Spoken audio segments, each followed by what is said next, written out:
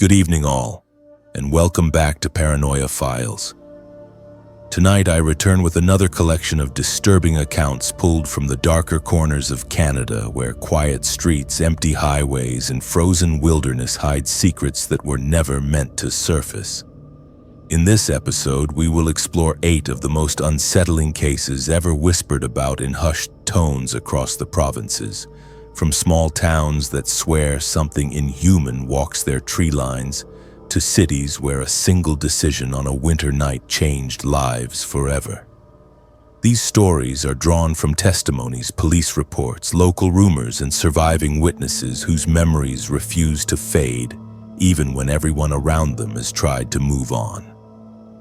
Every narrative has been rebuilt with care and respect, shaped from fragments of real fear, documented incidents, and the voices of those who still live with the aftermath. For their safety and privacy, certain names, locations, and identifying details have been altered, but the core of what happened remains as close to the truth as it can be told. If you are new here, make sure to subscribe to Paranoia Files for daily true crime content that will keep you awake long after the video ends, and hit the notification bell so you never miss when the darkness calls. There are nights when I still find myself staring at the rearview mirror longer than I should, searching the darkness for something I do not have the words to explain. People assume that after enough time, the mind files trauma away in a cabinet somewhere deep and unreachable. Mine never did. Not after that winter in northern Ontario, and not after the figure I saw on the side of that highway refused to stay where it belonged. My name is Oliver, and to most people, I'm simply the guy at work who hates driving after dark. I plan my shifts around daylight, make excuses when someone suggests a late-night road trip, and I will walk home in a snowstorm before I agree to be the last one leaving the parking lot. If anyone asks, I say I am just cautious. There is no way to explain that I am actually afraid of something I saw for only a few seconds years ago, on a stretch of road most people never think about twice. Back then, I was 24, working the closing shift at a gas station off the Trans-Canada Highway. It was the kind of job you take when you do not have many other options and you tell yourself it is temporary, even when you know it might not be. Winters up there are not just cold, they are heavy. The snow piles against storefronts and telephone poles like it is trying to swallow them whole. The sky turns the color of old bruises by mid-afternoon, and the temperature drops in a way that makes the air feel personal, like it is punishing you for stepping outside. That night had already started badly. A delivery truck was late, my manager had called in sick, and I had stayed an extra 2 hours to cover without being asked. By the time I locked up, it was past 1 a.m. The world outside the gas station glass was silent and frozen, the parking lot covered in a thin layer of packed snow with tire tracks etched into it like scars. I brushed the snow from my car, started the engine, and let the heater sputter to life. My route home was simple, 15 minutes along a 2-lane highway that cut through a forest before looping back toward town. I had driven it hundreds of times. The road had no streetlights, just reflective markers and the weak glow of my headlights pushing against an endless black wall of trees. I remember the first few minutes of that drive so clearly because they were painfully normal. The radio murmured low in the background. My breath fogged faintly on the windshield before the heater caught up.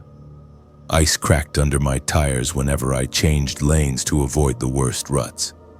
The snowbanks on either side rose in uneven ridges, and beyond them the tree line swallowed everything. I was 10 minutes from home when I saw the figure.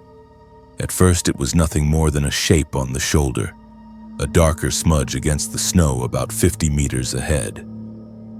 I squinted, thinking it might be a snowmobile someone had left half buried, or maybe a deer standing too close to the road. But as my car drew closer, the shape resolved into something unmistakably human. There was someone standing on the side of the highway, alone, in the middle of the night, with no car in sight and no houses for several kilometers in either direction. I eased off the gas, my foot hovering over the brake. The beam of my headlights rolled over the figure, and I felt every hair on my arm stand up under my jacket. It was a man, or at least it looked like one. Tall, thin, facing the tree line instead of the road. He stood rigid, his back half turned to me, arms hanging loosely at his sides. He was wearing something dark that blended into the night, but his skin, what I could see of it, looked pale against the snow. There was something wrong about the way he was standing. His shoulders seemed too narrow for his height. His neck stretched just a little too far forward, as if his head were being pulled toward the trees. I slowed to nearly a crawl. My brain scrambled for simple explanations. Maybe his car had broken down and he had started walking. Maybe he was drunk and had wandered out here by accident. Maybe he was hurt. People freeze to death up here because others mind their own business. That is what I told myself as I rolled past him. As my car pulled alongside, I turned my head for a better look. He did not turn to meet my gaze. He did not look at the car at all. His face was angled toward the forest, chin lifted slightly as if he were straining to hear something deep between the trees. I could see the edge of his cheek, the curve of his jaw. His skin was too smooth and too pale, like wax left in the cold. No hat, no gloves, just dark clothing and exposed skin in sub-zero wind. The other thing that struck me in a way I did not understand until later was his posture. People waiting for help or stranded on the roadside carry their weight like they are ready to flag someone down. They pace, they shuffle, they hug themselves for warmth. This man stood perfectly still, his arms just a fraction too far from his sides, fingers slightly spread like he was posing, like he had been placed there. My foot pressed down on the brake almost without my consent. The car slowed, tires crunching on the thin snow. I told myself I could not just leave him. If he froze to death and I read about it in the paper the next morning, I would never forgive myself. The guilt would be worse than a few minutes of discomfort and an awkward conversation. I pulled onto the shoulder a few meters ahead of him and stopped. The headlights washed the road in white, and the red glow of my taillights painted the snow behind me in faint, bloody color. For a second, the only sound was the tick of the cooling engine and my own heartbeat thudding in my ears. I reached for the glove box, fingers brushing against the small flashlight I kept there. My hand hesitated. A thin, hushed voice in the back of my mind whispered that I should just keep driving, that something about this was wrong in a way that had nothing to do with the weather or broken-down cars. I swallowed hard, shoved the thought down, and unbuckled my seatbelt. By the time I looked up, the man was gone. I stared at the side mirror, expecting to see him still standing where he had been a moment ago, but the shoulder was empty. The snowbank sat undisturbed, the tree line a jagged black edge beyond it. I craned my neck, checked the other mirror, twisted around in my seat. Nothing. He could not have gotten far. The snow was deep off the road. I had only looked away for a few seconds. A sick, electric feeling slid coldly down my spine. Maybe he had walked toward the car. The thought came with a rush of adrenaline that made my hands shake. I turned forward again, and my breath caught halfway up my throat. There was a face in the passenger side window. I did not hear footsteps.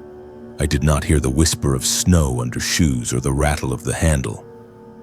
One moment the glass showed nothing but darkness and the faint reflection of my own features. The next, a pale oval surfaced out of the black, pressed close enough that I could see the slight fog of breath against the inside of the window.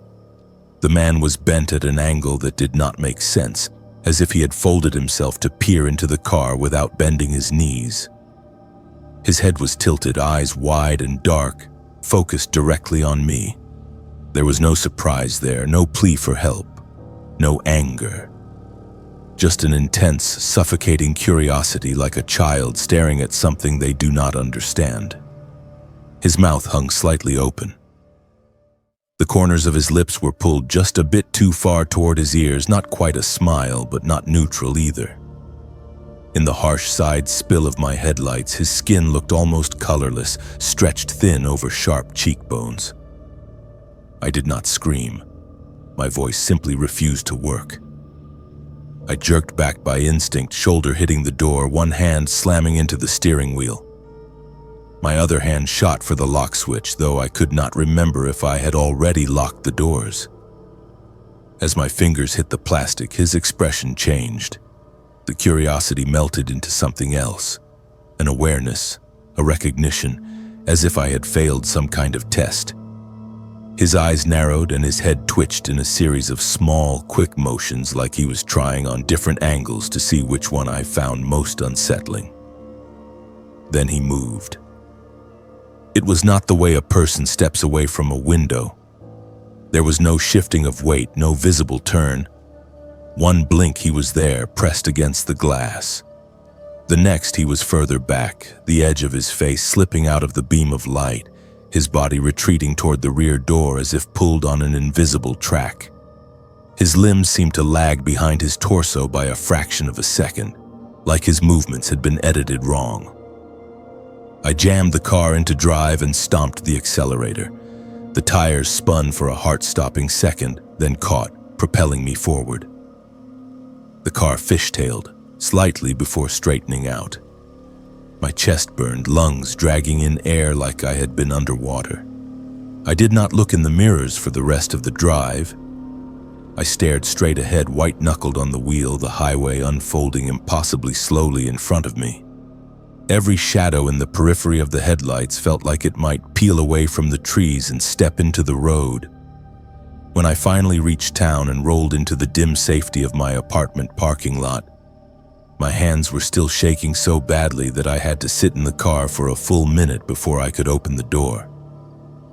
The clock on the dashboard told me that the drive had taken the usual amount of time, but it felt like it had stretched into something longer and thinner, like a rubber band pulled to the point of snapping. Inside, I locked my apartment door, then checked it again. I pulled the blinds closed on every window and pushed the couch a few inches in front of the patio door, even though I knew it would not actually stop anyone determined to get in. Sleep did not come easily. Every time I closed my eyes, I saw that pale face pressed against the glass, the way it had appeared, where no one should have been able to stand that quickly. The next morning, I tried to convince myself that I had imagined parts of it, that exhaustion and late hours had twisted a normal, unsettling encounter into something supernatural in my memory. I even drove back along the same stretch of highway on my day off, in full daylight, scanning the shoulders for any sign that he had been there. Tracks, discarded clothing, anything. I found nothing. There were tire marks, sure, and the usual debris that accumulates along roads, but no footprints leading toward the trees, no signs of a car having gone into a ditch. No indication that anyone had been stranded. The snowbanks were smooth, untouched, except for the plow lines. If he had walked away, the snow would have recorded every step like ink on paper. It had not. I told no one. How was I supposed to phrase it? I stopped to help someone last night and they moved like bad footage. I think I saw something pretending to be a person and it was offended when I recognized it. I kept my mouth shut and went back to work, convincing myself that with enough repetition the memory would dull. For a while it almost did. Weeks went by. The ache in my chest when I got into my car after dark became more of a constant pressure than a sharp pain. I started to believe that maybe stress had filled in certain blanks for me, that the uncanny parts were my brain's way of coping with fear in the moment. Then the dashcam footage arrived. I had installed a cheap dashcam months before for insurance purposes, and I had forgotten all about it that night. It recorded in loops, overwriting old footage unless you manually saved it. One afternoon when I was cleaning out the car, I found the SD card on the floor near the passenger seat. On a whim, I took it upstairs and plugged it into my laptop. The video showed what I expected at first. The gas station fading into the rear view, the dark ribbon of highway, the white slash of my headlights pushing into the night. Time stamps crawled by in the corner. At the moment I remembered seeing the figure, I leaned closer to the screen, bracing myself to watch the scene from the outside. The camera captured the shape on the shoulder. A tall, thin silhouette facing the trees. No details, just absence against white. My car slowed as it had that night. I watched the figure slide past the center of the frame as I pulled ahead and onto the shoulder. Then my car stopped. The brake lights glowed faintly red on the snow behind me. The figure on the roadside did not move. There was no sudden blur rushing toward the passenger side. No smear of motion. No pale face slamming against the glass. The figure on the shoulder remained rooted in place, still facing the trees, still motionless. For several seconds, nothing happened. The car idled. The world remained still. Then, without warning, the video glitched. It was small, just a stutter, a skipped frame. The timestamp jumped forward by less than a second. The road and snowbank remained exactly where they had been. But the figure was gone. One frame. There. Next frame. Empty shoulder, smooth snow, unbroken shadows. The hair on the back of my neck lifted. I scrubbed back and forth over that moment, watching the same microsecond hiccup over and over. I checked the file length, the encoding, everything, hoping for some obvious corruption that would explain it. There was none. I sat back in my chair, heart pounding, and realized something that made my stomach twist. The footage outside the car did not show him approaching, but the audio inside the car, the tiny microphone built into the dash cam, had picked up the faint muffled sound of my sharp intake of breath at the exact moment I saw his face at the window. A soft, strangled noise of shock. My reaction existed. His approach did not. These days, I avoid that stretch of highway completely. I take the longer route through town, adding 10 extra minutes to my commute, and if anyone comments, I shrug and say I prefer streetlights. That much is true. Sometimes, though, especially in the dead of winter when the world outside is silent and the sky hangs low, I will be sitting at a red light and catch a glimpse of the tree line in my side mirror. Just a narrow line of black trunks and branches, standing too still against the snow. In those moments, a thought slips in before I can stop it.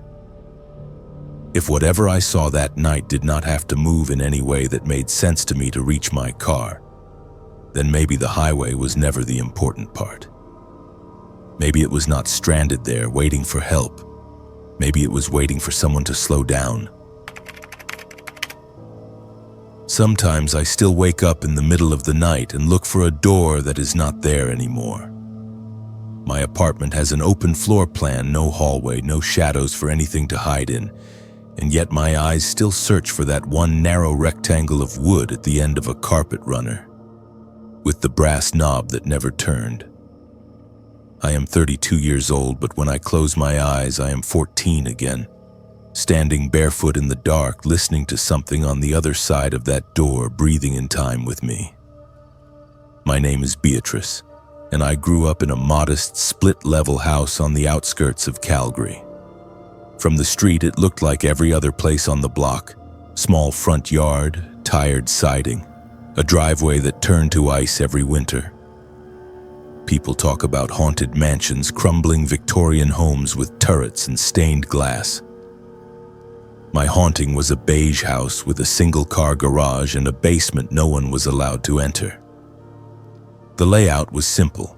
When you walked through the front door, you were greeted by a short staircase going up to the bedrooms and another going down to the basement. Only in our house, the stairs down ended at a solid door that remained locked every hour of every day. No windows, no light bleeding from underneath, no hint of what was on the other side. When I was little, my parents told me the basement was unfinished and dangerous. There were nails, exposed wiring, concrete dust. It was easier to keep the door locked than to trust a curious kid not to wander down and get hurt. I accepted that explanation for a long time, the way children accept gravity and bedtime. The door was part of the house like any other feature, a boundary you did not cross. Things changed when my insomnia started. I have never been a great sleeper, but that winter when I was 14, something in my brain seemed to snap. Nights became long stretches of consciousness broken only by shallow, unsatisfying naps. I would lie in bed for hours, staring at the glow-in-the-dark stars on my ceiling, listening to the faint hum of the refrigerator and the ticking of the hallway thermostat. On the worst nights when the walls felt too close and my thoughts would not stop circling, I would get up and creep into the hallway, careful to avoid the one board that squeaked. The house felt different at 2 a.m., more honest somehow. You notice the subtle groans of settling wood, the way the furnace breathes, the occasional car passing in the distance like a lonely animal. That was when I began to notice the sounds from the basement door. The first time I thought I was imagining it.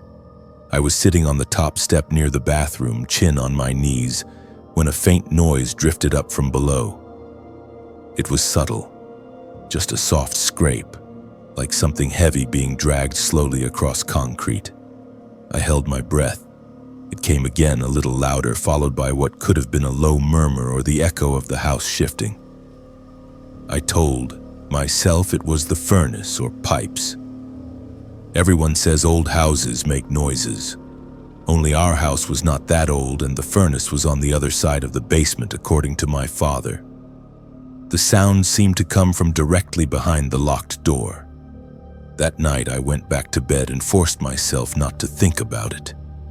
The next night there was nothing.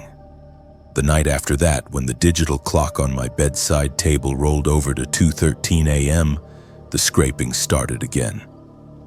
It became a pattern, not every night, but often enough that I began to dread that hour.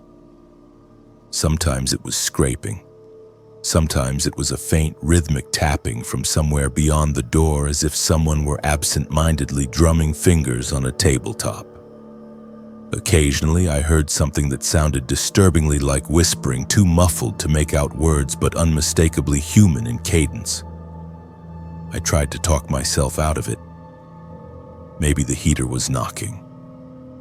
Maybe there was a raccoon trapped somewhere in the foundation. I would repeat these explanations to myself in bed like a prayer, but they did not change what I heard. I made the mistake of telling my mother at breakfast one morning, over burnt toast and lukewarm coffee. "Mom, have you ever heard anything from the basement at night?" I asked, trying to sound casual. She did not look up from the newspaper. "Like what, honey? Like scraping? Or talking, maybe?" She laughed, a short, brittle sound. "You and your imagination, it is just the house. Pipes, furnace, whatever. This place is a box of noises." "It sounds like it is right behind the door," I pressed. She folded the newspaper with a snap and finally looked at me. Her expression was tight, tired. "There is nothing down there you need to worry about, B. You are not sleeping well, that is all. When people are exhausted, they hear things. Trust me." The dismissal stung more than I expected. I nodded and let the subject drop, but the conversation left a sour taste in my mouth. If there was nothing to worry about, why did she sound so defensive? When I tried to bring it up with my father, the reaction was worse. He worked long hours at a warehouse across town and came home smelling like dust and engine oil. One evening, as he sat on the couch half watching a hockey game, I asked if we could open the basement door just to look. I told him that if I saw what was down there, maybe my brain would stop inventing sounds. The change in his face was instant. One moment he was relaxed, a beer resting on his knee. The next, his jaw clenched and his eyes hardened in a way that made me feel like I had overstepped something important. "No," he said. Just that one word, sharp and final. "Why not?" I pushed, anger rising to match my fear. If there is nothing down there, why keep it locked? It is creepy." He muted the TV with a jab of his thumb and turned fully toward me. "Because I said so. That is my house, my basement. You stay out of it." My house, not ours. Mine. The distinction lodged in my chest like a shard of ice. After that, the door was all I could think about. The insomnia worsened. My mind chewed on possibilities during the day and regurgitated them at night. What could he be hiding that required a lock and that kind of reaction? Drugs? Old tax records? Something worse? It occurred to me that I had never seen him carry anything large down those stairs. Never seen him come up from there with boxes or tools. As far as I knew, he went down sometimes when I was at school or asleep, and whatever he did down there stayed down there. One night, about a month after I first heard the scraping, the sounds changed. It was just past 3 a.m. when I woke with my heart pounding, as if I had been startled by a noise in my sleep. For a moment I lay there, disoriented, the darkness of my room pressing in. Then I heard it. A soft, deliberate click from the hallway, followed by a slow, drawn-out creak. Someone had tried the basement doorknob. I slid out of bed as quietly as I could, my feet cold against the hardwood. The hallway felt longer than usual, a tunnel leading into deeper shadow. As I stepped out, a faint, metallic rattle reached my ears. It was the knob again, turning back and forth, the latch catching uselessly on the frame thanks to the lock. I inched toward the top of the stairs, every instinct screaming at me to go back to my room and hide under the covers. Instead, I sat down on the top step, barely breathing.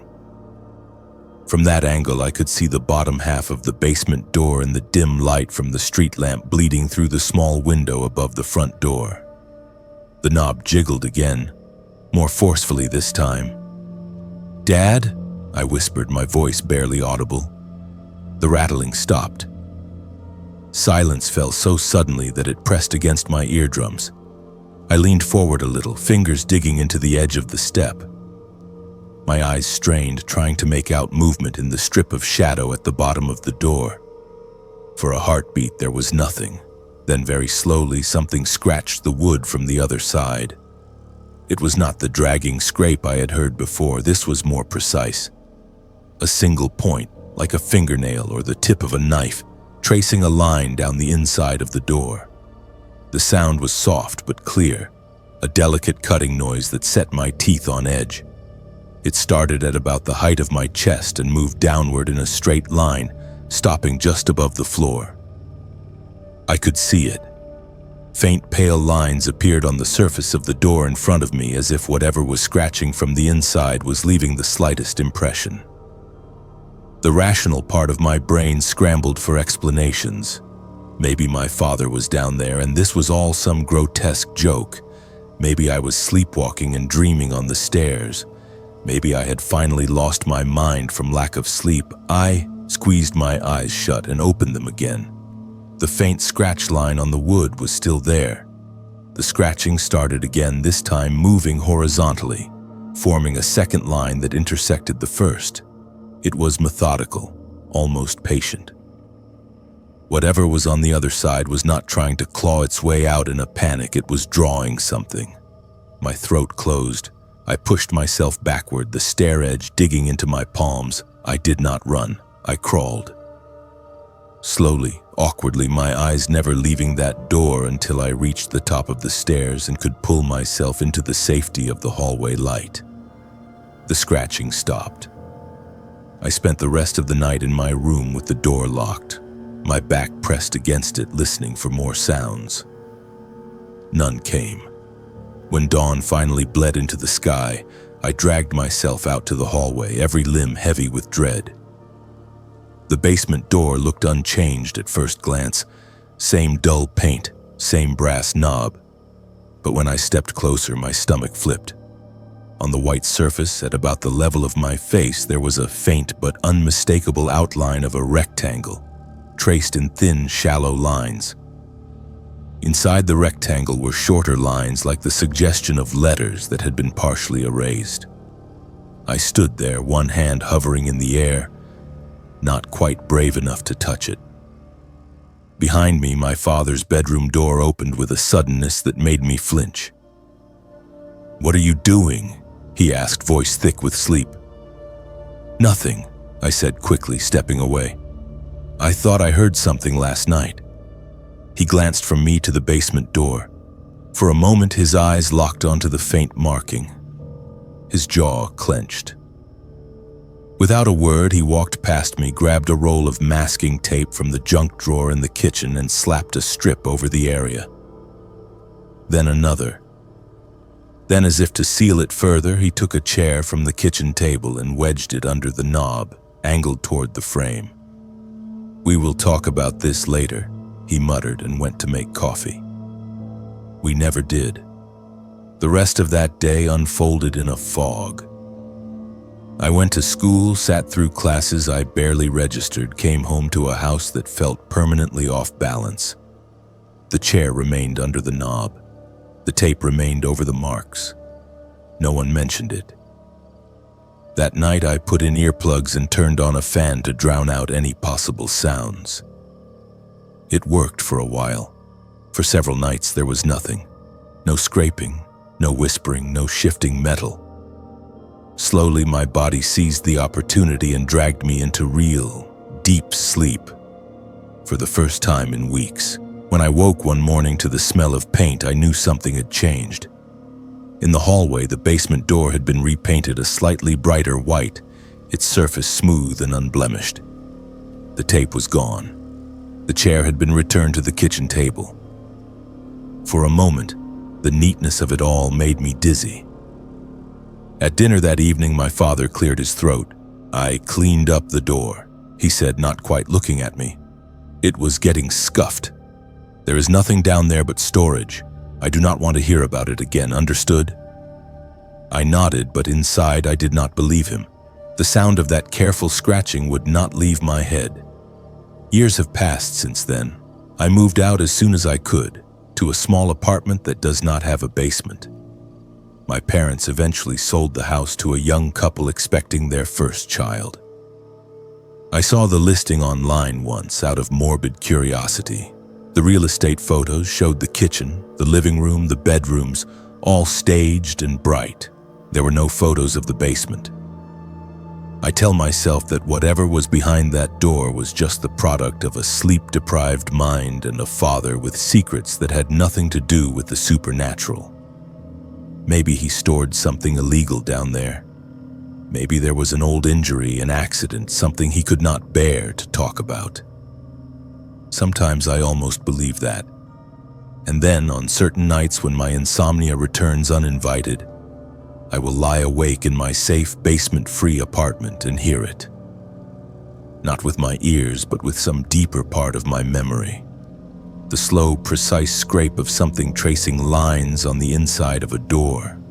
The feeling of being watched through layers of wood and paint. That is when the thought comes, quiet and unwelcome. If it was only in my head, why did he repaint the door? My name is Daniel, and there is a moment that replays in my head every time I walk past a bar on game night. It is not the moment the police told me she was dead, or the moment I saw her face on the news. It is the second when I looked at the man in the hockey jersey and decided to mind my own business. This was in a mid-sized city in Quebec, the kind of place that lives and breathes hockey. On game nights, the streets around the arena turn into a river of jerseys, plastic cups, and cigarette smoke. You can smell stale beer and cold exhaust in the air for blocks. I was 23 then, broke, recently single, and clinging to the ritual of watching home games with my friend Mark as if it were the only normal thing in my life. The night it happened, our team had lost in overtime. The bar we were at exploded in a mix of groans and curses, and people started spilling out into the street, voices hoarse from shouting. It was late January, the kind of cold that turns your breath into steam and makes your fingers ache through your gloves. Mark slapped me on the shoulder and laughed. "Come on," he said. "We will hit one more place, then I will walk you to your bus." I should have gone straight home. I remember thinking that. But the thought of standing alone at a bus stop while the loss replayed on every screen in the city sounded worse than another cheap beer and some loud music. So we went. By the time we left the second bar, it was past midnight. The crowd had thinned, but not by much. The sidewalks were still a sea of jerseys and scarves, people stumbling or weaving their way toward cabs, buses, and parked cars. Streetlights cast yellow halos on patches of dirty snow piled along the curb. Our breath hung in the air as we walked, hands in pockets, shoulders hunched against the wind. That was when I saw her. She was maybe mid-20s, a few meters ahead of us on the sidewalk, walking alone. No jacket, just a thin, long-sleeved top with our team's logo and a skirt that was not built for winter. Her bare legs were blotchy and red from the cold. She moved with that loose, unsteady gait that screams drunk even from behind. Every few steps she wobbled and corrected, one hand reaching out to steady herself on invisible furniture. "Someone had a night," Mark muttered, amused. I might not have noticed her for more than a second if it had not been for the man walking just behind her. He wore the same jersey as half the city, hood pulled up, hands tucked into his pockets. There was nothing remarkable about him at first glance. Average height, average build, jeans, dark shoes. But he was too close, not shoulder to shoulder, not far enough back to be a stranger in a crowd. He hovered a step behind her, matching her speed, adjusting when she veered like he was tethered to her by a rope only he could see. "Maybe they are together," I said, more to reassure myself than anything. "If they are, he is a jerk for letting her walk like that without a coat," Mark replied. "But hey, not our business." We kept walking. The street stretched ahead, a long slope toward a bus stop lit by a flickering sign. I watched as the woman staggered again, her heel sliding on a patch of ice.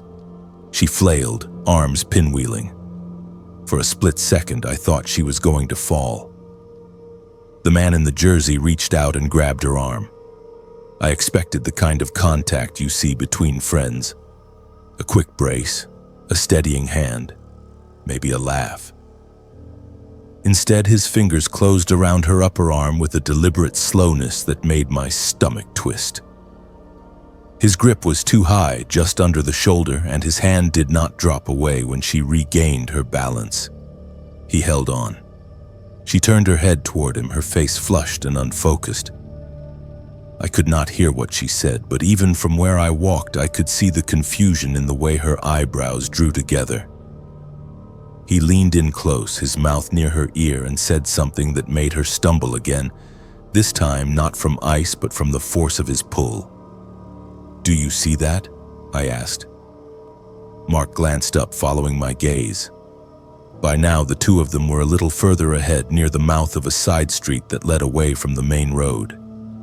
"Drunk guy taking his drunk girlfriend home," he said with a shrug. "Happens every night, man." "But what if she is not Daniel?" He stopped walking just long enough to look me in the eye. "Do not go playing hero because you had one beer too many and a guilty conscience. You start accusing random guys of being creeps and you will be the one in trouble."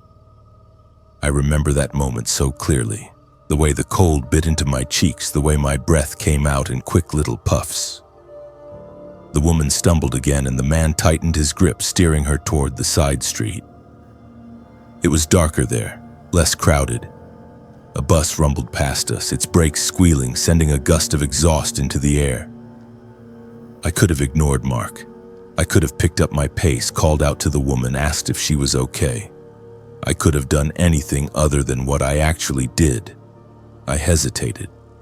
In that hesitation, they turned the corner and disappeared from view. We kept walking.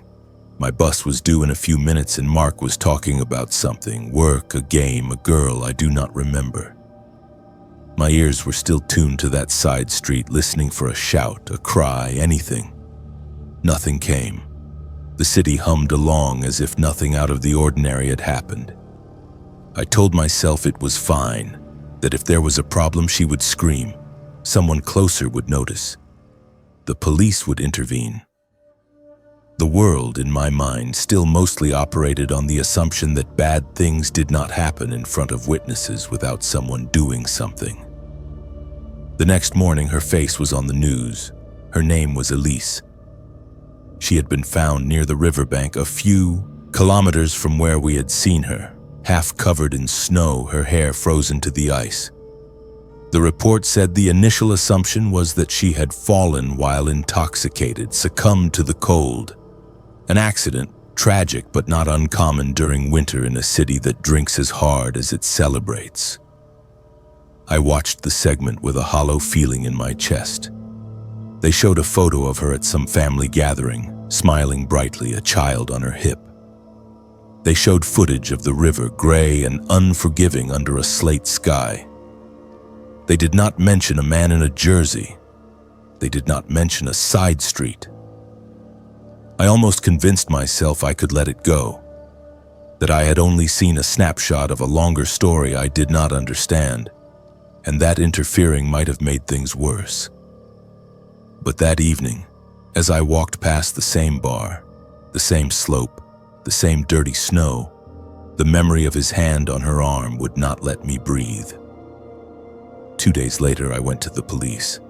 Sitting in that small interview room with its buzzing fluorescent light and scuffed table, I felt ridiculous. Who was I? Just some guy who saw something on a drunk night out.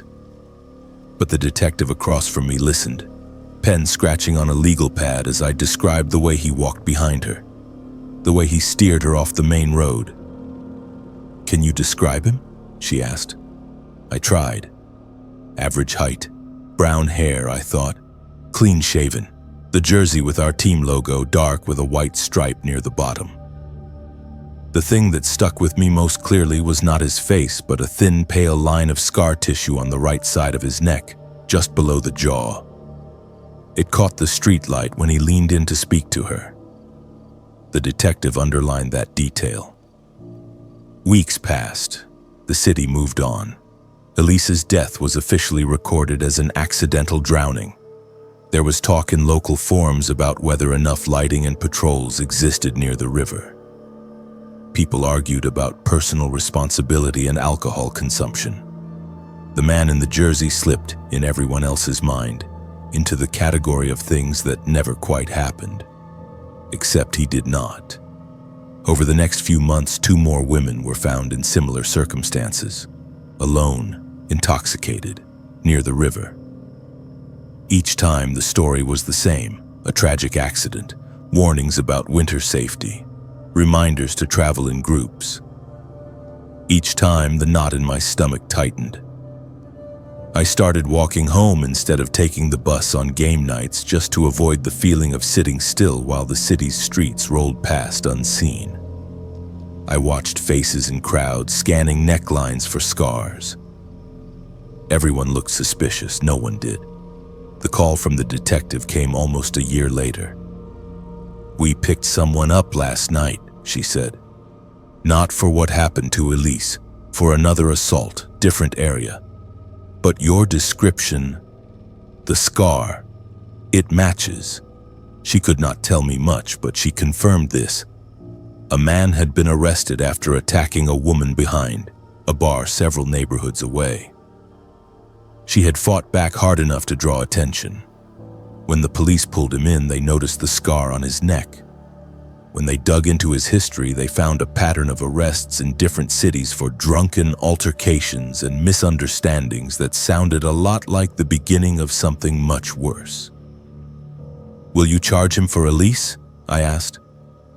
There was a long pause on the line. "Accidents are hard to reopen," she said carefully. "We are looking at everything again, but I cannot promise anything." When the call ended, I sat in my small kitchen, phone still in my hand, and stared at the window. Outside, snow was falling again, soft and relentless, covering everything in a clean white layer that hid all the old marks beneath. People tell me I did the right thing by coming forward. They say I was brave. They call what happened to Elise a tragedy, as if tragedy is a thing that descends from nowhere and cannot be stopped. But when I close my eyes at night, I do not see courtrooms or news reports or the detective's careful face.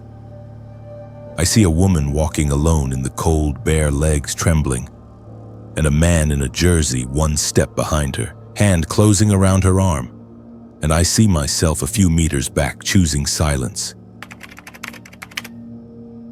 My name is Harriet, and in my family there is one story that always arrives late in the evening, after the dishes are done and the kids are asleep. It starts with my grandfather winning a cabin in a card game and ends with a place that, according to every office and registry I have checked as an adult, has never officially existed. The first time I saw the cabin, I was 9 years old. We were driving through British Columbia in a rusted blue pickup that smelled like gasoline and damp pine needles. My grandfather sat behind the wheel, humming tunelessly, a cigarette wedged in the corner of his mouth. He did not like the radio. He said it made him feel like someone else was steering. The road we took that day did not appear on any map I have ever found. It started as a gravel turnoff from a secondary highway, marked only by a faded wooden post with no name. The trees closed in quickly, forming a tunnel of green and shadow that swallowed the sky. The truck rattled and bounced over potholes, and every now and then my grandfather would mutter something under his breath, as if reciting directions to himself. "Third bend after the split rock," he said once, "more to the windshield than to me. Then over the creek, then left where the stump looks like a man." To a child, the journey felt endless. When the forest finally opened into a small clearing, it felt like surfacing from deep water. The cabin sat at the center, a squat shape of dark wood and a tin roof mottled with rust. A narrow dock jutted into a still black lake that mirrored the sky so perfectly it made me dizzy to look at it. "Here we are," my grandfather said with a smile that did not quite reach his eyes. "Our little piece of nowhere." I tumbled out of the truck, legs stiff, and inhaled the sharp scent of wet earth and cold water. The air was different there, thicker somehow. Sounds did not carry the way they did in town. The forest ringed the clearing in a dense wall, and even the birds seemed hesitant to cross it. Inside, the cabin was smaller than it looked from the outside. There was a main room with a cracked stone fireplace, a tiny kitchen with a sputtering propane stove, and 2 bedrooms with sagging mattresses that smelled faintly of mildew. The windows were old and wavy, their glass distorting the view of the lake like the surface of the water itself. One feature stood out immediately: the locks.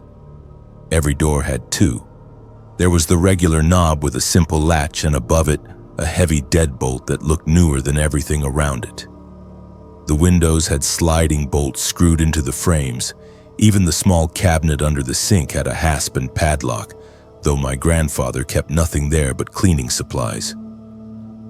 "Why so many locks?" I asked, running my fingers over the cool metal of the nearest bolt. "Because I like to sleep," he said, ruffling my hair.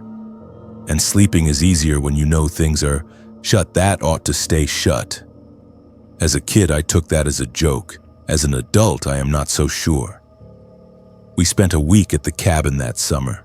Days were filled with fishing, half-successful attempts at swimming in water that never seemed to warm, and long walks along narrow trails that threaded the forest. Nights were another matter. After dark, the cabin changed. The walls seemed to contract, pulling closer around us. The windows reflected our own faces back at us with just enough delay to make it feel like someone else was standing outside, trying to learn our expressions. The forest, which had felt merely quiet during the day, became a vast, listening thing. On the 3rd night, I woke to the sound of water. At first, I thought it was rain. I lay in my narrow bed, eyes open to the dark, and listened to a steady dripping like a tap left barely open. But the roof above me was dry. The air did not smell like rain. The sound seemed to come from beneath us. I slipped out of bed and padded into the main room. The fireplace was cold. Moonlight bled through the curtains, painting pale stripes on the floor. The dripping grew louder as I approached the corner near the kitchen. There, near the base of the wall, I noticed a small metal ring flush with the floorboards. It was the kind of ring you might use to lift a trap door. I had never seen it before. The floor was usually hidden under a faded rug, but my grandfather must have rolled it up before bed to clean or to air it out. In the silver light, the ring looked almost black, a dark hole punched in the wood. The dripping sound came from just below it. Curiosity overrode fear. I crouched down and wrapped my fingers around the ring. It was cold to the touch. I pulled. The hatch lifted with a reluctant groan, hinges squealing softly. A breath of air rose from the darkness below, damp and earthy. The dripping became clearer, echoing up from what sounded like a partially flooded space. A thin beam of moonlight slipped past me and spilled into the opening, revealing a set of narrow wooden steps leading down into shadow. The walls were rough stone, beaded with moisture. A few steps down, the light was swallowed completely. "Harriet," my grandfather's voice cut through the quiet like a snapped branch. I flinched, nearly letting go of the ring. He stood in the bedroom doorway, face pale in the dim light, eyes locked on the open hatch. "What are you doing?" he asked, calmer now, but with a tension in his shoulders I had never seen before. "I heard water," I said. "I did not know there was a basement." He crossed the room in 3 long strides and took the hatch from my hands, lowering it carefully back into place. The drip of water grew muffled, as if the wood itself were swallowing the sound. He slid the rug back over it with a practiced motion, erasing the evidence that anything had been there at all. "There is no basement," he said, "just a crawl space. It is damp and unsafe. You do not open that door again, understand?" His tone brooked no argument. I nodded and he softened slightly.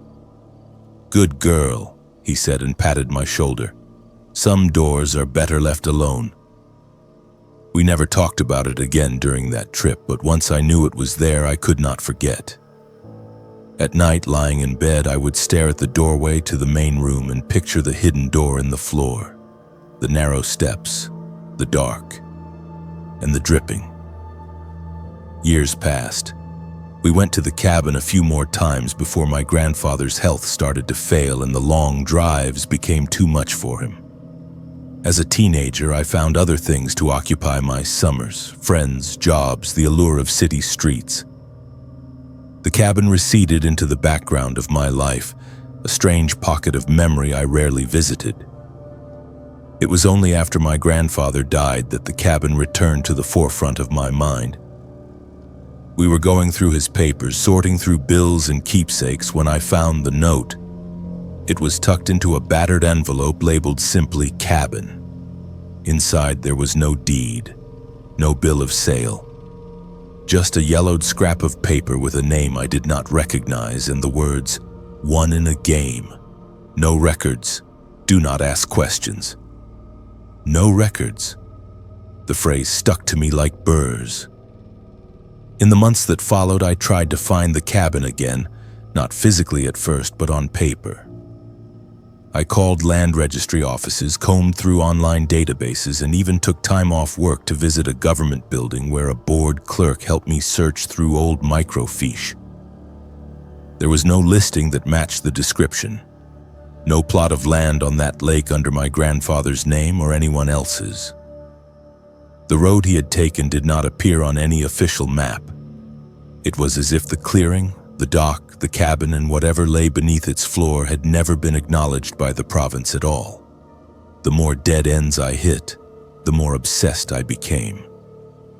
Finally, I decided that if the cabin did not exist on paper, I would find it the way we used to, by driving.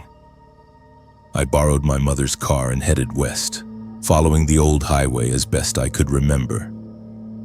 The landmarks I recalled from childhood had shifted or vanished.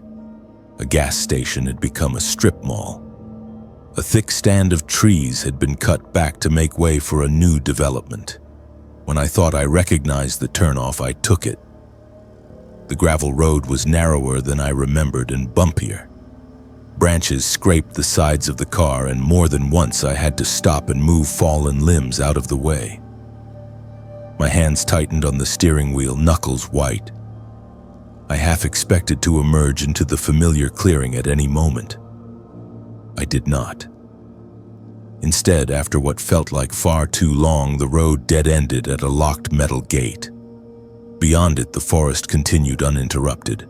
There was no clearing, no cabin, no lake. A small, weathered sign on the gate. Read, "Crown Land, no unauthorized access."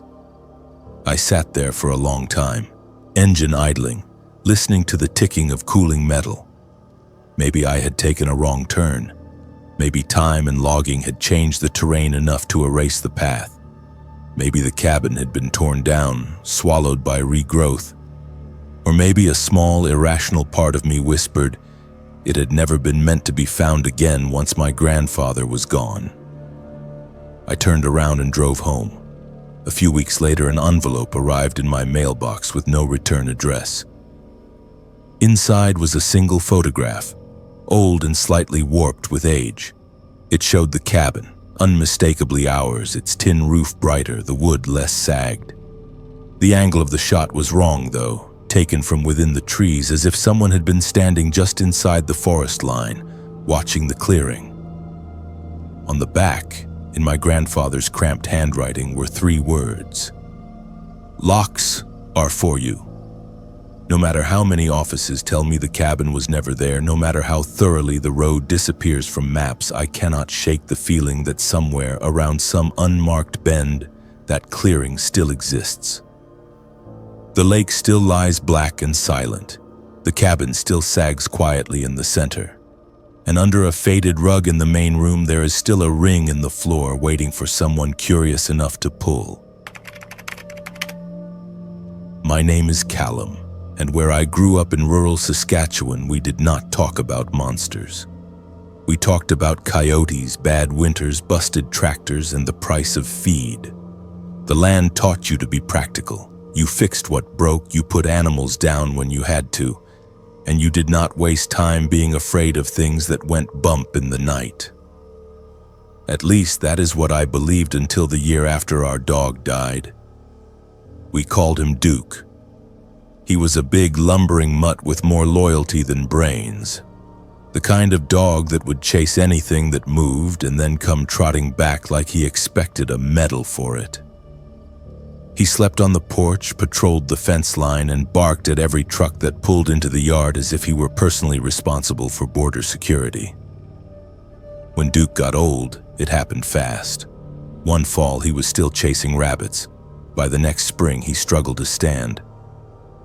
My father tried not to show it, but the day we buried Duke under the windbreak, something in him sank a little deeper into his shoulders.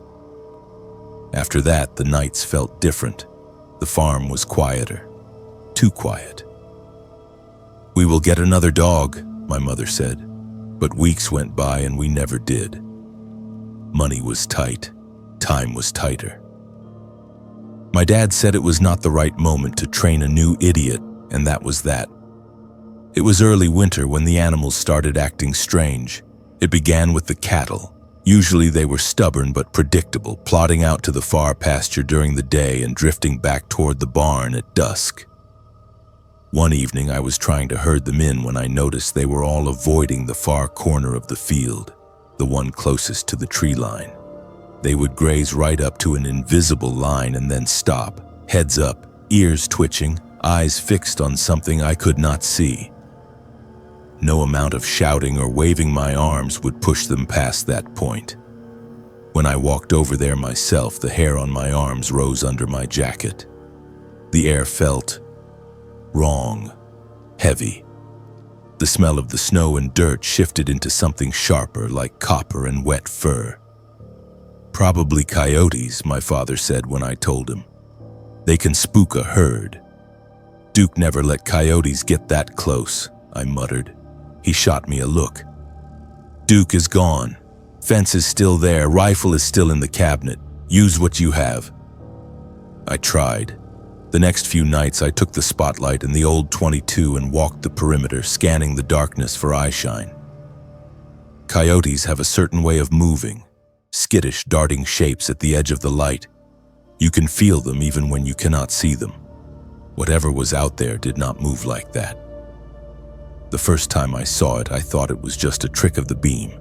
I swung the light across the field and caught a glimpse of something pale and low to the ground near the fence line.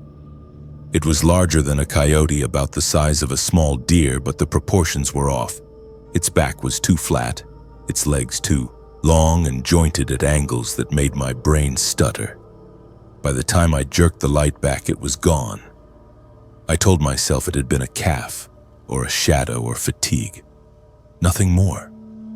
But the feeling of being watched followed me all the way back to the house, needling between my shoulder blades like cold rain. A week later, we found the first carcass. It was one of the younger cows lying near that same corner of the field. At first, I thought it had slipped on the ice and broken something. But when we rolled it over, my stomach lurched. Something had opened it up with surgical precision.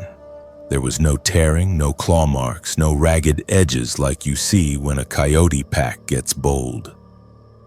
The skin around the wound had been peeled back in a clean, smooth line as if cut with a knife. The organs inside were missing in a way no scavenger would bother with.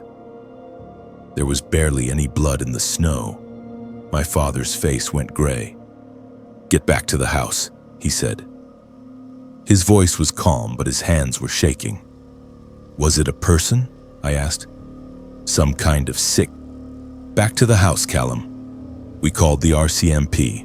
An officer came out, took a few photos, and suggested it was probably coyotes or maybe a bigger predator passing through.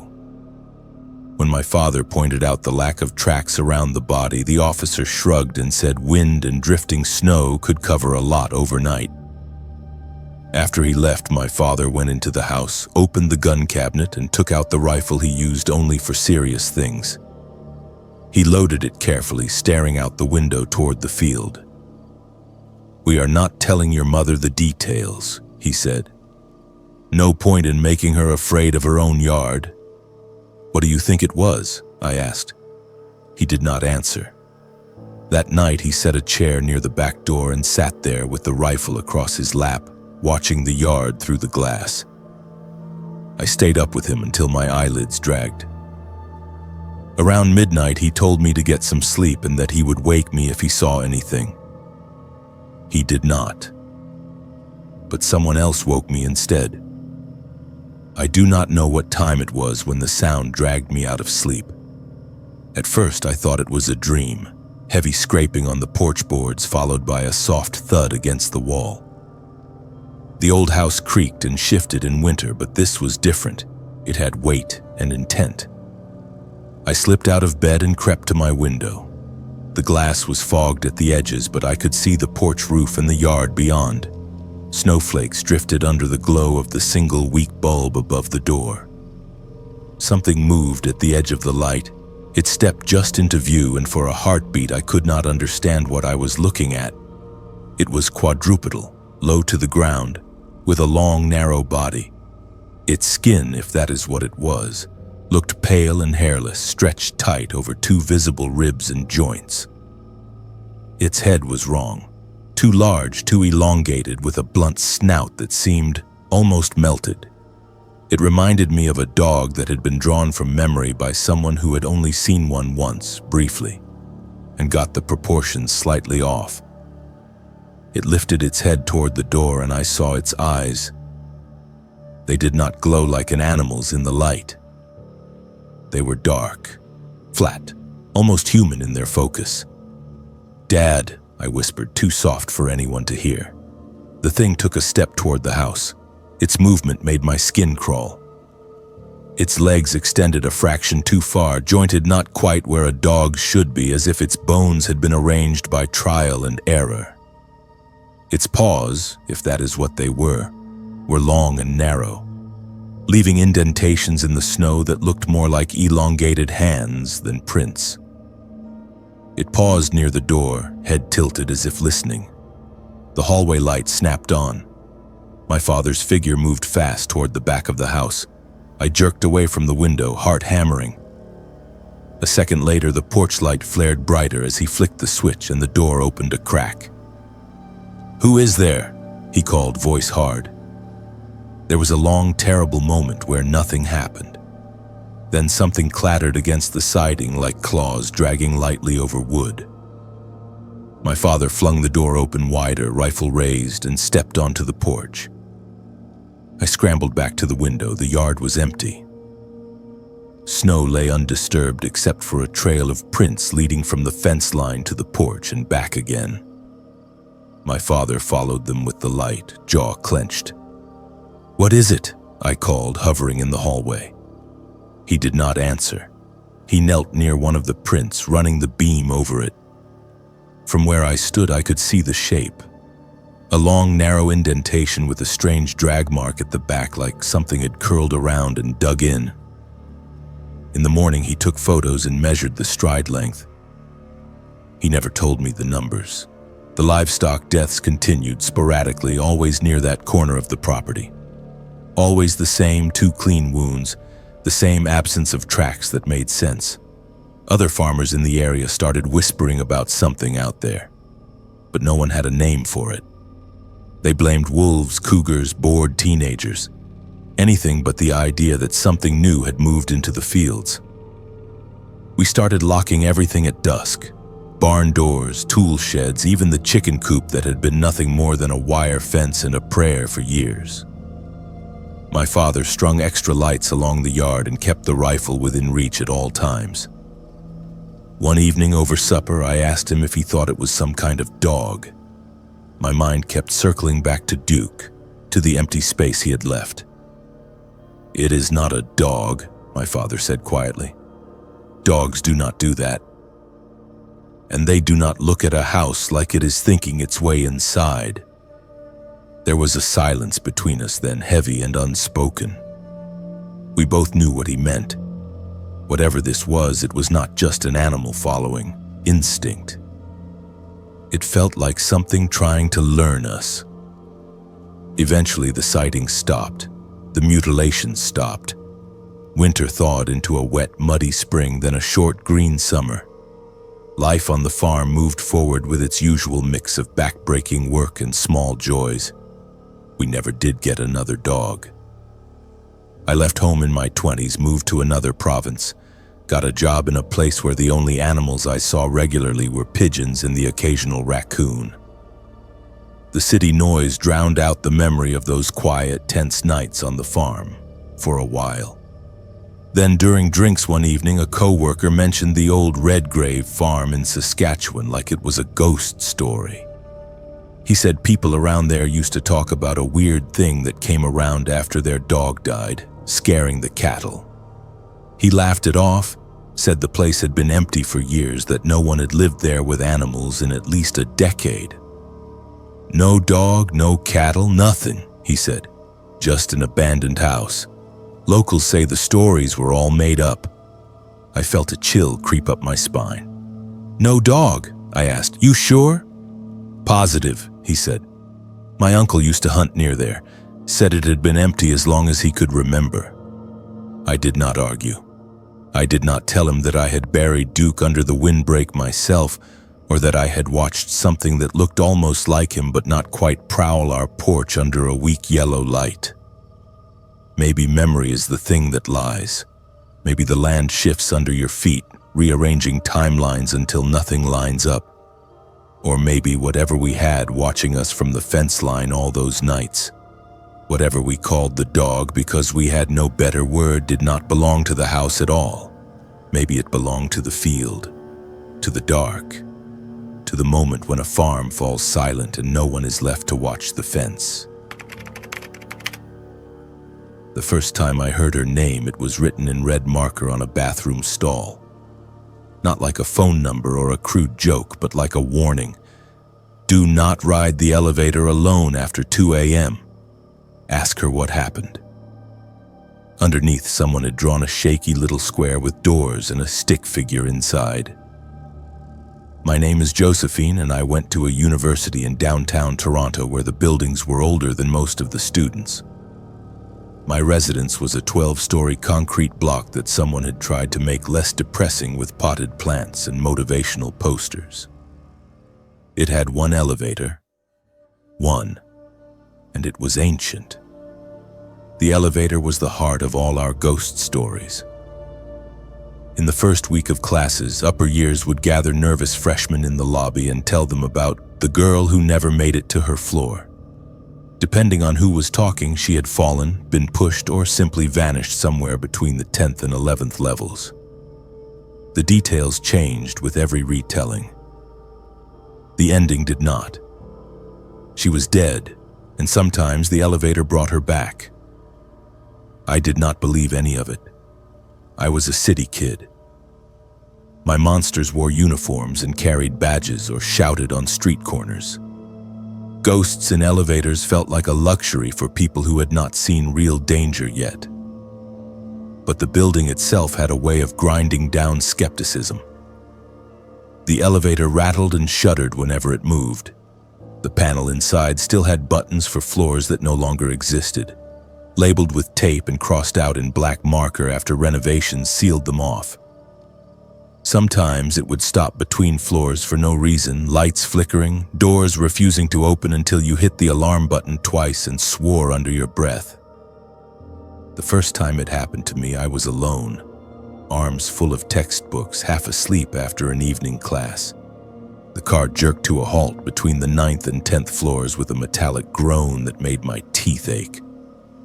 The light overhead buzzed, dimmed, then came back weaker than before.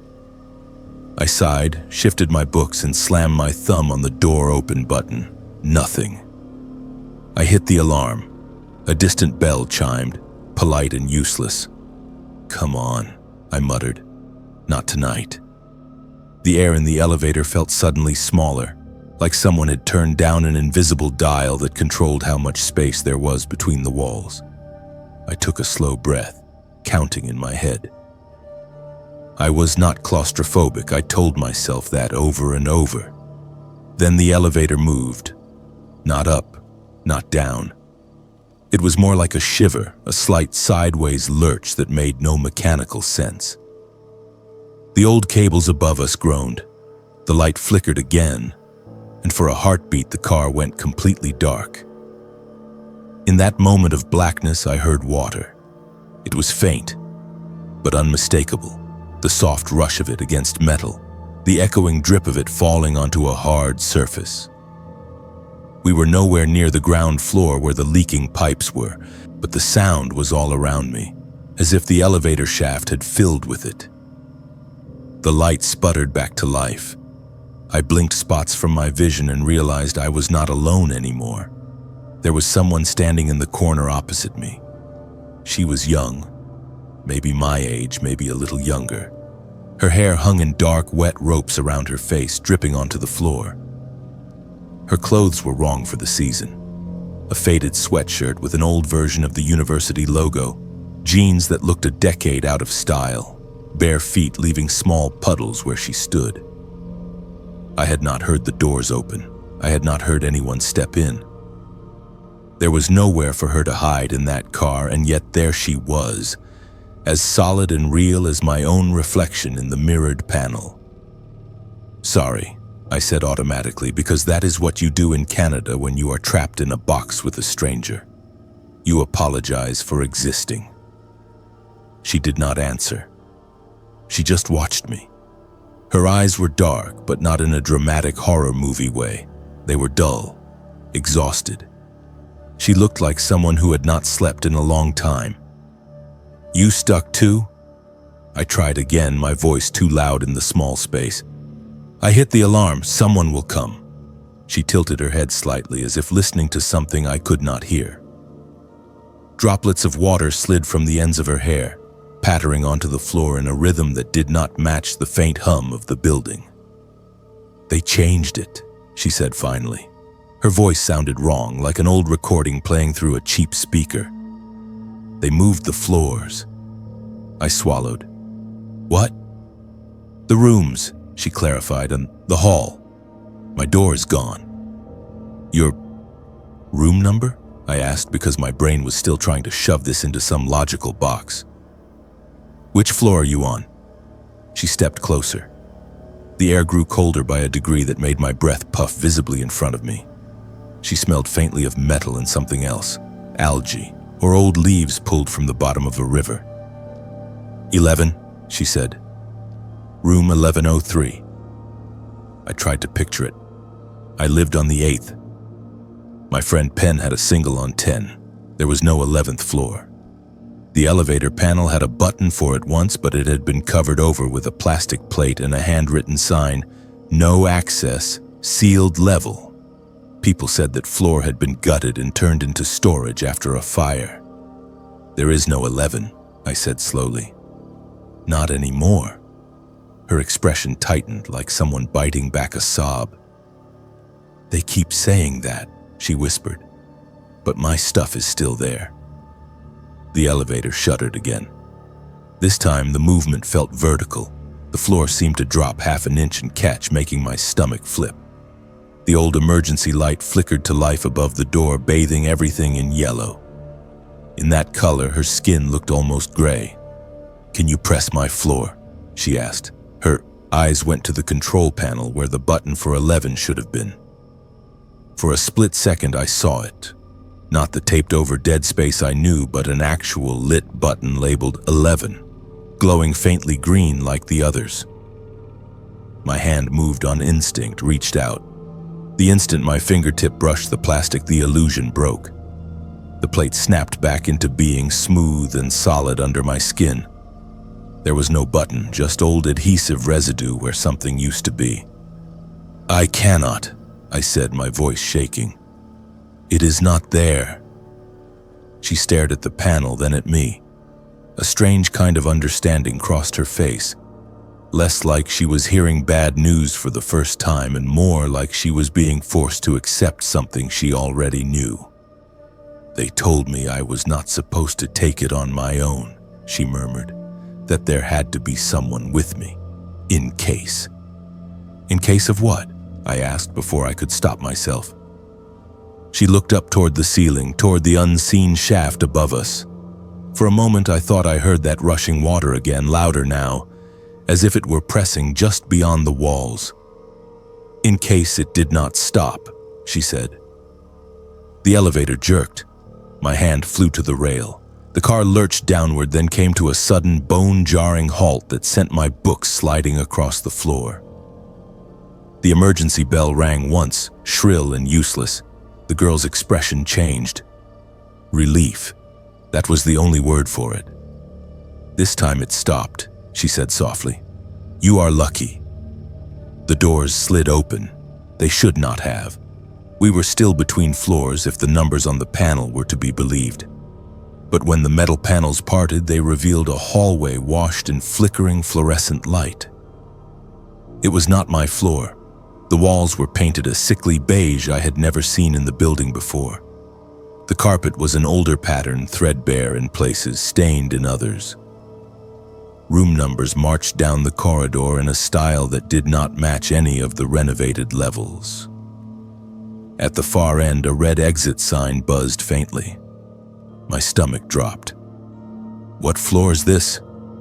She stepped over the threshold without hesitation, watermarks blooming where her feet touched the carpet. She turned once, looking back at me with an expression I could not decode. Something between gratitude and pity. 11, she said. "Finally." "Wait," I blurted. "You cannot just—" The doors slid shut between us with a smooth finality that felt like a hand over my mouth. The elevator hummed, then began to move again, this time with a steadiness it had not shown all night. The panel blinked. 8, 9, 10. By the time it opened again, I was back in the lobby. The security guard looked up from his desk, surprised. "Stuck again?" he asked. "Yeah," I said hoarsely. "Between floors." He shook his head. "This thing is older than sin. At least you were not up near 11. I froze. "There is no 11. He snorted. "There was," he said, "back when I was a first year. They sealed it after an incident. Whole floor shut down. No one is supposed to use that button anymore. I wanted to tell him about the hallway, about the girl, about the way water had seemed to seep out of air that should have been dry. Instead, I walked out into the cold night, my legs unsteady, my ears still straining for the sound of rushing water. Later in the library archives, I found her face in an old yearbook. Same eyes, same tired expression. Her name was printed neatly beneath it, along with her residence and room number. Residence North Hall, room 1103. They can seal a floor, they can tape over buttons, paint over doors, change carpets and wiring and fire codes. But elevators remember. They remember every floor they ever stopped on and everyone they ever carried. And sometimes when the building is old and the hour is late and you are foolish enough to ride alone, they try to finish one last trip. My name is Frederick, and the last time I saw my brother, he was barefoot in the snow, smiling like he had finally won an argument none of us understood. We grew up in a small town in Manitoba where winter was not a season so much as a personality. It got into everything. It warped doors, cracked pavement, and crawled into your lungs. People there measured their lives in storms, before the blizzard of '09, after the ice storm that took out the power for a week. The night my brother disappeared became one of those markers. His name is Aaron. I say is, not was, because no one ever found a body. That technicality is the only thing that keeps part of my brain from accepting what the rest of me already knows. Aaron was 3 years older than me and had always been the one who pushed boundaries, stayed out later, drove faster, tested how thin the ice was on the river. When he started to slip in ways we did not have words for yet, it looked at first like more of the same. He stopped sleeping. He jumped at sounds no one else heard. Some days he would talk a mile a minute, full of big plans. Other days he would sit at the kitchen table staring out the window for hours, fingers tapping out a frantic, arrhythmic beat. My parents called it stress. They said it was just a phase or too much drinking, too much weed. Around town, people used words like unstable and troubled in the same tone they used for bad weather. Something you endured. Something you waited out. The truth is, he needed help. Real help. Appointments with professionals were made and missed. Wait lists were months long. In a place where there were more churches than clinics, prayer was easier to find than treatment. The week he vanished, a blizzard had been crawling across the province, swallowing highways and closing schools one town at a time. By the time it reached us, the sky had turned the color of dirty wool and the air had that particular sharp smell it gets when snow is coming. The radio said to stay inside unless it was an emergency. Inside did not feel safe. Aaron was pacing the living room, leaving tracks in the thin layer of slush his boots had shed. He kept pulling the curtain back from the front window and peering out into the thickening white. "They are coming tonight," he said. "For what?" I asked, trying to keep my voice light. "To collect," he said. "To balance things out." My mother stood at the stove, stirring a pot of soup like she could make the house warmer by sheer force of will. She shot me a look over her shoulder, the one that meant don't push him. "Not now." "Who is they, man?" I asked anyway, because I did not know how not to. He tore his gaze from the snow and looked at me like I had asked the stupidest question in the world. "You know," he said. "You have heard them too." "I have not," I said, gently. He laughed then, a short, sharp bark of sound that made the hair on my arm stand up. "You will," he said, "when they are closer." That night the storm hit in full. Wind howled around the corners of the house, shaking the old windows in their frames. Snow slapped against the glass so hard it sounded like someone throwing handfuls of sand. The streetlights outside disappeared into a swirling gray wall. We lost power around 9. The house sighed into darkness, broken only by the orange flicker of candles and the faint green glow of the battery-powered radio on the counter. The announcer's voice crackled in and out, listing road closures and warnings. My father went to check on the generator in the shed and came back swearing under his breath. The starter was frozen. "We will be fine," he said anyway. "Blankets, candles, we have done this before." The problem was that this time, we had not done it with Aaron like this.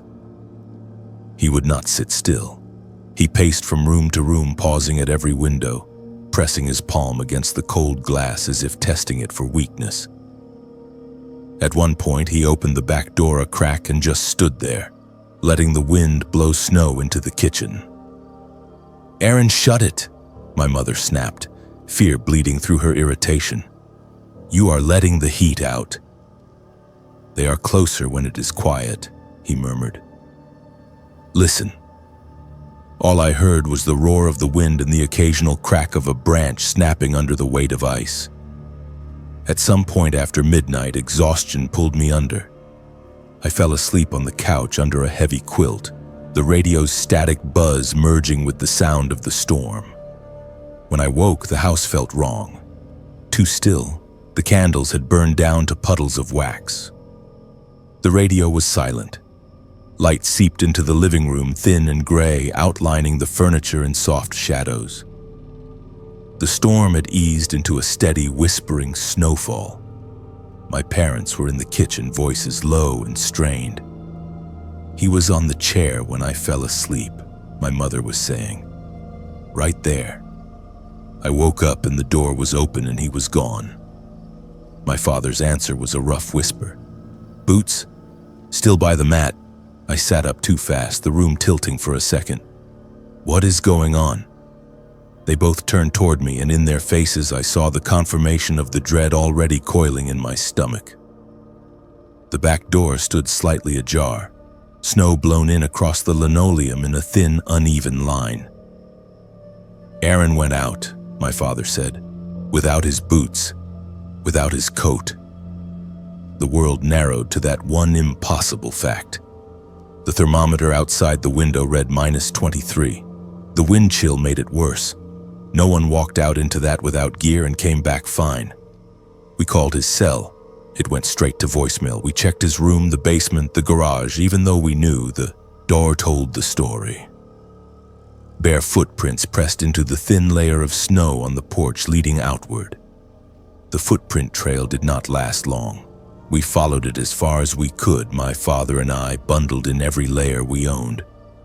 The prints went from the porch to the yard and then toward the stand of trees at the edge of our property. After 10 meters, they blurred. After 20, they were gone, swallowed by fresh snow and the directionless gusts of wind that still clawed at the open spaces. "Maybe he turned back," I said, my voice muffled by my scarf. "Maybe he came around the other side." My father shook his head once sharply. "Go back inside," he said. "Call 911. The search started fast. RCMP, local volunteers, search and rescue teams with dogs and snowmobiles. Our town did not get a lot of excitement. When someone went missing in a storm, people came out. They formed lines and swept through the fields, their bright jackets like moving bruises against the white. They combed the tree line, the ditches, the riverbank. They found nothing. No body, no scraps of clothing, no blood. No sign that Aaron had laid down in the snow and let the cold take him, which everyone agreed was the most likely outcome. The official term was presumed hypothermia-related death. The unofficial term, whispered when they thought my parents could not hear, was suicide. The thing is, you expect a body. Even when the rational part of you knows the snow can hide a lot, that drifts can cover tracks and evidence, some stubborn, primal part of your brain wants the physical proof. A place to point to and say, "Here, this is where it stopped." We never got that. What we got instead were sightings. The first one came 6 months later in June. A trucker claimed he had picked up a hitchhiker on the highway a few towns over. The kid was thin, barefoot, wearing clothes that did not match the weather. He said the kid's name was Aaron. Said he talked about walking out of a storm and never quite finding his way back. When the trucker pulled into a rest stop to get coffee, the kid was gone. People make things up, my father said when the RCMP passed the story along. His voice shook anyway. Then came another call from a woman who worked nights at a gas station 2 hours north. She said a young man had come in without shoes in the dead of winter, hands red and raw, asking if he could use the phone to call his brother. She remembered the name he gave for the brother because it matched mine. By the time she found a pen to write it down, he was gone too, swallowed into the dark stretch of highway outside. Stories like that trickled in over the years, never enough to form a solid picture, always enough to keep hope alive in a cruel, flickering way. A kid matching his description seen near a truck stop in another province. A barefoot man walking along the edge of a frozen lake at dawn. A figure on a grainy security camera tape slipping past the edge of the frame. Each time, my mother would sit at the kitchen table with the phone in her hand long after the call ended, knuckles white, eyes fixed on some point far beyond the wall. My father would pretend to be angry about the false hope, but I could hear him at night quietly opening the back door, stepping onto the porch like he might see footprints there again. I moved away eventually. You can only live inside an unfinished story for so long before it starts to eat you. I told myself I was leaving to build my own life, to avoid being pulled into the gravity well of a single frozen night. The truth is, part of me left because I was tired of looking into every crowd and thinking I saw him. The calls slowed, then stopped. Years piled up. My parents got older. Their faces folded in on themselves in ways that had nothing to do with age and everything to do with standing in doorways looking for someone who never walked back through. Then last winter I got a voicemail from an unknown number. No message on the transcript, just 30 seconds of static. I almost deleted it without listening. Almost. When I pressed play, at first all I heard was that fuzzy hiss like the radio during storms when we were kids. Underneath it faintly there was another sound, the low rush of wind or maybe distant traffic, and then right at the edge of hearing, a voice. It said my name, the way only Aaron ever did, stretching the first syllable into a teasing drawl. "Freddie," it said, barely a breath buried under the static. "You coming?" My hand shook. I replayed it again and again, headphones pressed tight to my ears, trying to convince myself it was a coincidence. A wrong number. A glitch. My brain filling gaps with a familiar ghost. The number was disconnected when I tried to call back. Of course it was. I did not tell my parents about the voicemail. I could not put that look back in their eyes. People ask gently if I think he is still alive. I give them the answer that makes sense on paper. No coat, no boots. Temperatures that kill in minutes. A search that found nothing. But in the quiet hours, when the world outside my apartment window is muffled under fresh snow and the wind rattles the glass just so, I remember the way he smiled that last night, standing barefoot in the yard with the storm clawing at him, like he had finally found something that made sense. He said they were coming, that he had to meet them halfway. Sometimes I wonder if there are places where the world thins out in a blizzard, if some people step into that white and keep walking long after the rest of us would have fallen. And sometimes when my phone buzzes with an unknown number, there is a part of me that still expects to hear his voice on the other end, asking why it took me so long to follow. The first time I watched the footage, I almost believed the comments. Mute the sound, shrink the screen, and it looks almost ordinary. Just a late-night shift at a downtown convenience store in Vancouver. A woman behind the counter. A man buying cigarettes. A brief scuffle that might be a robbery gone wrong. If you did not know me, if you had never stood where I stood, you might scroll past thinking, it does not look that bad. My name is Elodie and I am the woman in that video." The store sat on the corner of a busy intersection that went quiet only after 2 a.m. By then the buses came less often, the drunks wandered home, and the only people who stepped through the door were regulars, stragglers, and the kind of customers you'd learn to watch without appearing to watch. We had cameras everywhere, over the counter, by the door, near the coolers. The owner called them our extra employees. "They see everything," he liked to say. They did not. That night I was alone on shift, which was not unusual. It was a weekday, rain slicking the sidewalks outside, streetlights turning every puddle into a shimmering orange coin. I had my routine: sweep the floor, restock the front shelves, scroll my phone between customers while an old radio played quietly behind the counter. Around 1:40 a.m. he walked in. If you pause the video at that moment, he looks like the safest man in the world.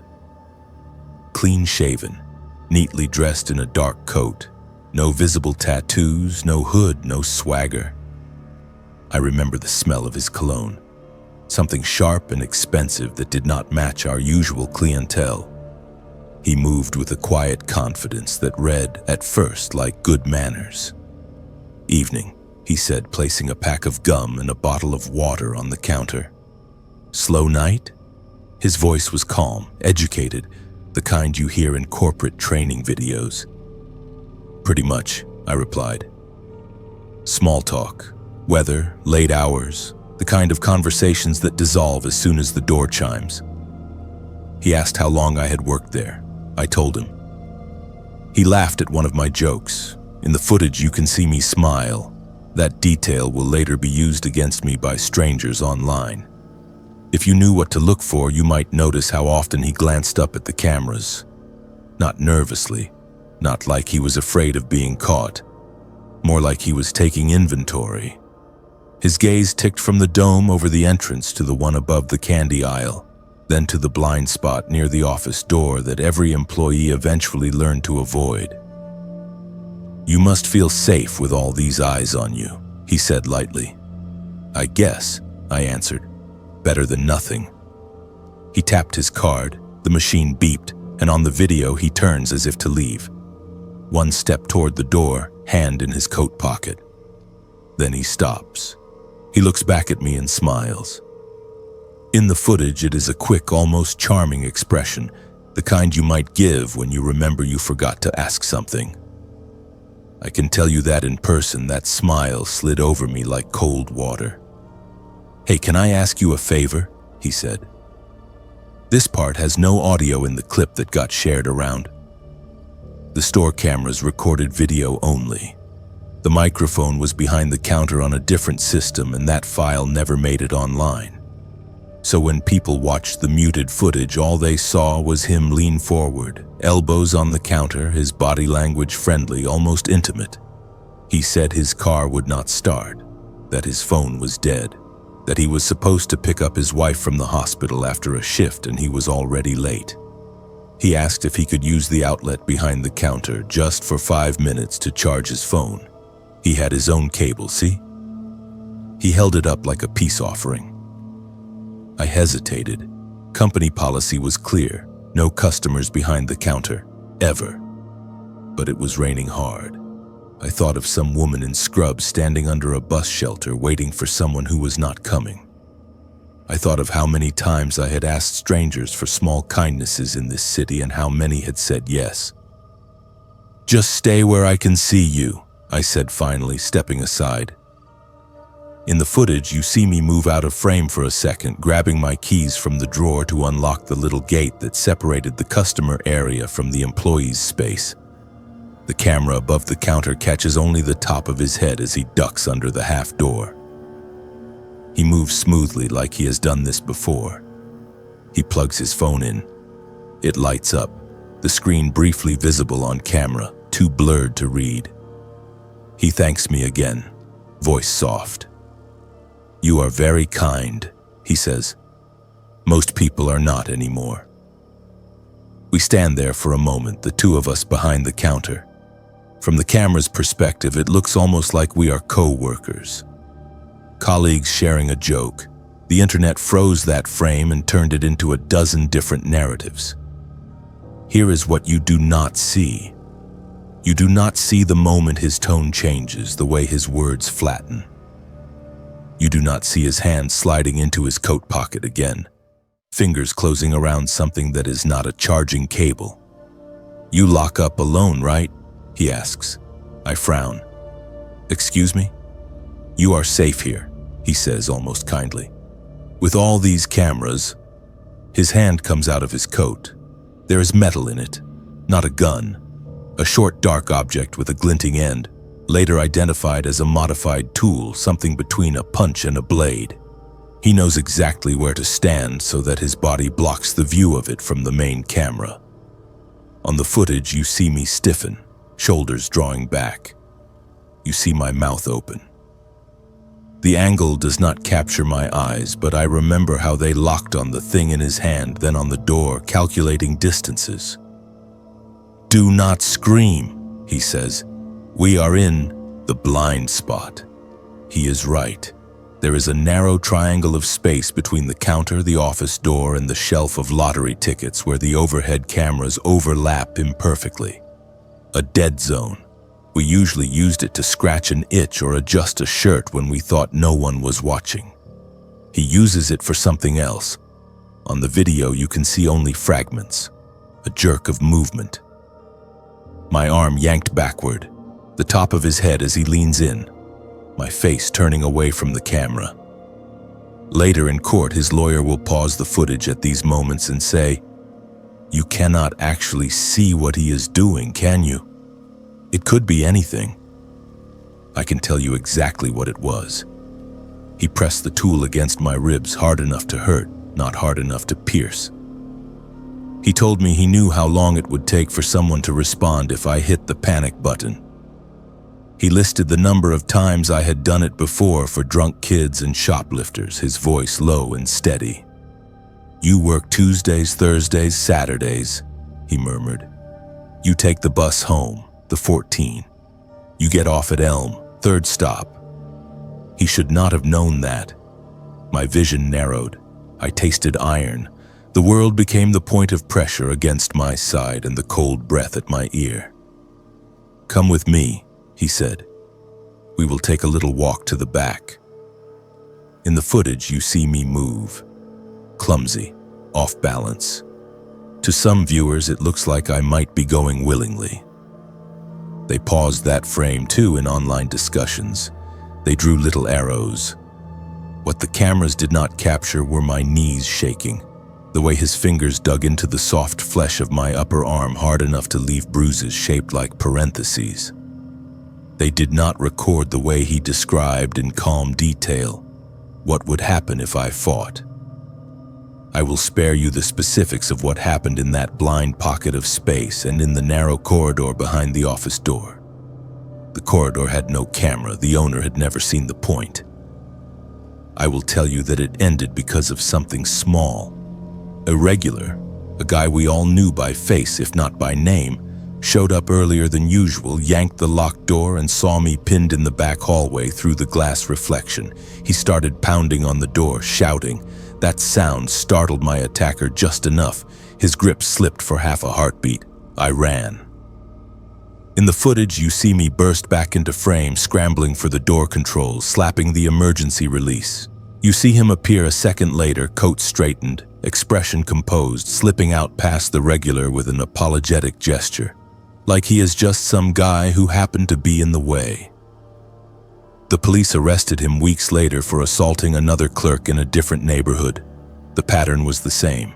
Late night, lone woman, cameras angled just a little wrong. When my case went public, the store released the footage to the news. From there, it hit social media, stripped of context and sound. People watched and commented with the casual cruelty of distance. "Looks like he just grabbed her arm. She is overreacting. I have seen worse in bar fights." If it was that bad, why does she look so calm? As if fear always looks like screaming. As if cameras cannot miss the moments that matter most. Sometimes I think about the other women who never got as far as a panicked regular at the door. The ones whose videos, if they exist, look not that bad when scrubbed of sound and framed badly. How many stories were dismissed because a lens blinked at the wrong second? People tell me I am lucky the cameras were there at all. Without them, maybe he never would have been caught. Maybe. But on the worst nights when I wake up with the pressure of an invisible hand at my ribs, I remember how he smiled at the black domes in the ceiling and said they saw everything. And I remember standing in a courtroom watching my own fear turned into pixels and angles, listening to strangers debate whether what happened to me was real enough, visible enough, bad enough. The cameras did not see everything. They never do.